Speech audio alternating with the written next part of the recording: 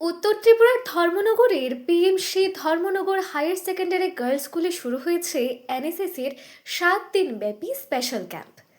এবারের ক্যাম্পের মূল থিম রাখা হয়েছে ইয়থ ফর মাই ভারত এবং ইয়থ ফর ডিজিটাল ইন্ডিয়া। পতাকা উত্তোলনের মাধ্যমে অনুষ্ঠানের শুভ সূচনা হয়।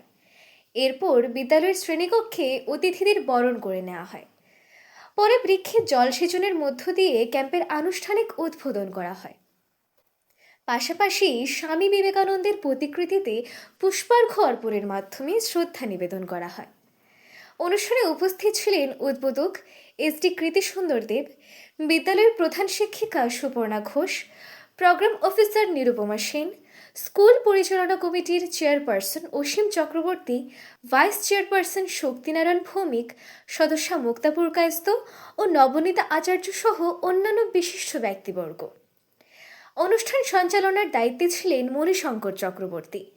এছাড়াও উপস্থিত ছিলেন এনএসএসের স্বেচ্ছাসেবিকারা। এই বিশেষ ক্যাম্পে আগামী কয়েকদিন বিভিন্ন সামাজিক সচেতনা, স্বচ্ছতা অভিযান ও ডিজিটাল ইন্ডিয়া বিষয়ক কর্মসূচি গ্রহণ করা হবে বলে জানানো হয়েছে। আমি সাগরিকা এবং সমাধিতাকে বলবো জলসিঞ্চনের তোমরা ব্যবস্থা নিয়ে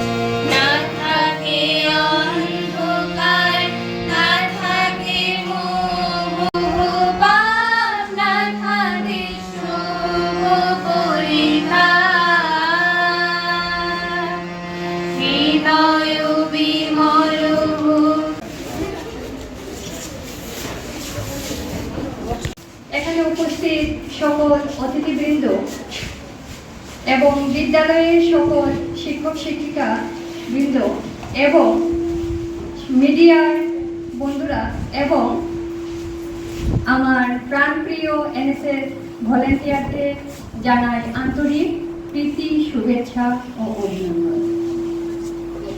7 দিনব্যাপী এই এনএসএস স্পেশাল ক্যাম্পে আজ অর্থাৎ 14ই মে 2026 শুভ উদ্বোধন। এই উদ্বোধনী অনুষ্ঠানে আমাদের আমন্ত্রণে আপনারা সবাই সাড়া দিয়ে উপস্থিত হয়েছেন, তার জন্য আমরা অনেকটাই আনন্দিত। এই 7 দিনব্যাপী এনএসএস ক্যাম্পে আমরা বিভিন্ন কর্মসূচি হাতে নিয়েছি। 14ই মে 2026 থেকে 20 মে 2026 পর্যন্ত আমরা এই কর্মসূচি চালিয়ে যাব। এই 7 দিনব্যাপী কর্মসূচিতে আমি এনএসএস প্রোগ্রাম অফিসার হিসেবে আপনাদের স্বাগত জানাই। নট মি বাট ইউ, এই আদর্শকে লক্ষ্য রেখে আমরা বিভিন্ন কর্মসূচি হাতে নিয়েছি। সমাজ সেবা এবং স্বেচ্ছাসেবী হিসেবে বিভিন্ন কাজের মাধ্যমে যাতে আমরা আমাদের দায়িত্ব পালন করতে পারি, এটাই আমাদের লক্ষ্য হওয়া উচিত। এই লক্ষ্যকে সামনে রেখে আমরা ভবিষ্যতে এগিয়ে যাব এবং নিজেদের একজন দায়িত্ববান এবং সমাজসেবী হিসেবে যাতে তৈরি করতে পারি, তার জন্য আমরা সর্বাত্মক চেষ্টা করব। অন্তর্নিহিত সত্তার পরিপূর্ণ বিকাশ প্রত্যেকের মধ্যে, আমাদের প্রত্যেকের মধ্যে, প্রতিটি বাচ্চার মধ্যে যে সত্তা রয়েছে, প্রত্যেকের মধ্যে যে গুণাবলী রয়েছে, তার পরিপূর্ণ বিকাশ ঘটানোই হচ্ছে শিক্ষার মূল উদ্দেশ্য।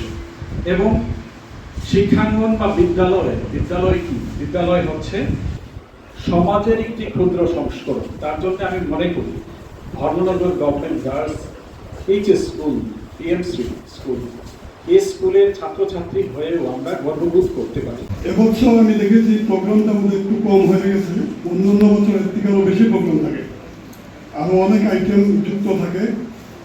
বিভিন্ন আইটেম নিয়ে এখানে আমাদের যারা ছাত্রীরা আছেন সবাইকে সমাজের ভবিষ্যতের যে কারিগর হিসাবে তাদেরকে তুলে ধরার জন্য যেসব কর্মকাণ্ড দরকার, যেভাবে শিক্ষিত করে তোলার দরকার, সর্বোপরি দেশ সেবায় উদ্বুদ্ধ করার জন্য যে প্রক্রিয়াগুলো নেওয়া হয়ে থাকে, সেই এনএসএস সার্ভিস স্কিমের সেটাই মূল লক্ষ্য।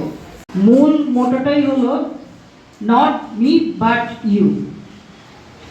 এই কথার অর্থটা অনেক বড়।